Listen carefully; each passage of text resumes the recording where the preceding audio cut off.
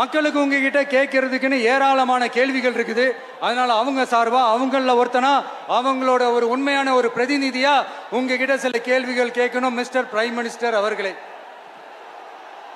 நம்ம தமிழ்நாட்டு மீனவர்கள் கிட்டத்தட்ட ஒரு 800 பேருக்கு மேல இலங்கை கடற்படையால தாக்கி அழிக்கப்பட்டிருக்கிறாங்க. அதை கண்டிக்கிறதுக்காக உங்களை பெருசா எதுவும் செய்ய சொல்லல, சின்னதா ஒண்ணே ஒண்ணு மட்டும் செஞ்சு கொடுங்க. இனிமேலாச்சும் எங்களுடைய மீனவர்கள் பாதுகாப்பா இருக்கிறதுக்காக இந்த கச்சத்தீவை இலங்கை கிட்ட இருந்து மீட்டு கொடுத்துருங்க, அது போதும். உங்களுடைய இந்த முரட்டு பிடிவாதத்தால நீங்க நடத்துற இந்த நீட்டு தேர்வு, அதனால இங்க என்னென்ன நடக்குதுன்னு சொல்றதுக்கே மனசு வலிக்குது.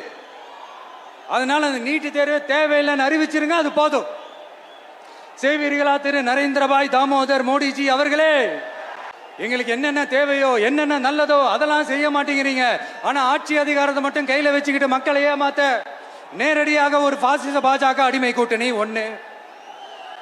அடுத்து உங்களோட இந்த மைனாரிட்டி ஆட்சியை ஓட்டுறதுக்காக மறைமுகமாக RSS அடிமை குடும்பம்னு இன்னொரு கூட்டணி. இப்படி மக்கள் சக்தியே இல்லாத இந்த ஊழல் கட்சிகளை மிரட்டி அடிபணிய வச்சு 2029 வரைக்கும் சொகுசு பயணம் போயிடலாம்னு திட்டம் தீட்டி வச்சிருக்கிறீங்க. அதானே ஜி? என்ன ஜி?